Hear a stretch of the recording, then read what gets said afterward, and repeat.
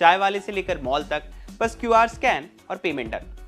अगर UPI card या wallet से पेमेंट करना आपके लिए रेगुलर बात है तो आपको बता दें कि 1 अप्रैल से आपका पेमेंट करने का तरीका थोड़ा बदलने वाला है।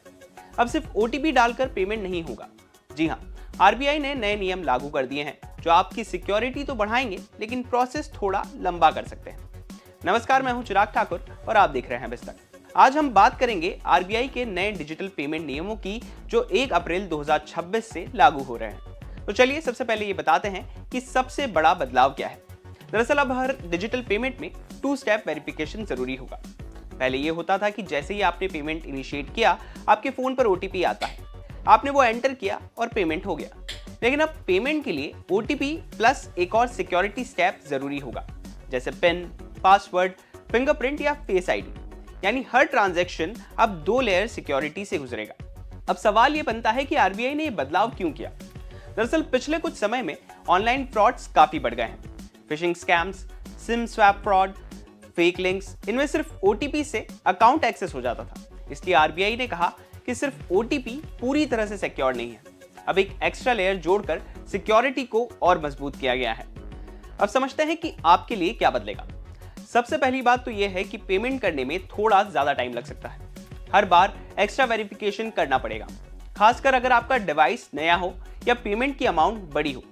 लेकिन अगर आप ट्रस्टेड डिवाइस यूज कर रहे हैं तो प्रोसेस स्मूथ भी रह सकता है। RBI ने एक और स्मार्ट चीज ऐड की है, रिस्क बेस्ड ऑथेंटिकेशन।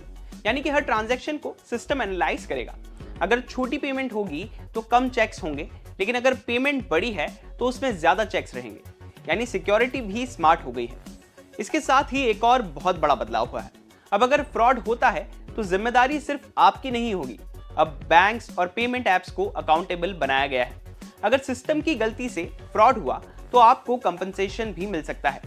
यानी अब बैंक्स पर प्रेशर बढ़ गया है कि वो सिस्टम सिक्योर रखे, और ये नियम सिर्फ इंडिया तक ही सीमित नहीं है। इंटरनेशनल ट्रांजैक्शंस पर भी ये नियम लागू होंगे। कार्ड पेमेंट्स अब्रॉड में भी एक्स्ट्रा ऑथेंटिकेशन होगा। हालांकि ये पूरी तरह से अक्टूबर 2026 तक लागू हो पाएगा। तो ओवरऑल पिक्चर क्या है? इंडिया में डिजिटल पेमेंट्स तेजी से बढ़ रहे हैं, लेकिन फ्रॉड भी उतनी ही तेजी से बढ़ रहा है। इसलिए RBI का फोकस क्लियर है। स्पीड थोड़ी कम चलेगी, लेकिन सिक्योरिटी टॉप लेवल रहना चाहिए। तो कुल मिलाकर 1 अप्रैल से आपको डिजिटल पेमेंट करना थोड़ा लंबा लग सकता है, लेकिन वो ज्यादा सेफ भी है। आपको बस ये ध्यान रखना है कि OTP के साथ दूसरा वेरिफिकेशन स्टेप भी रेडी रखें, और सबसे जरूरी किसी भी अननोन लिंक या कॉल से दूर रहें।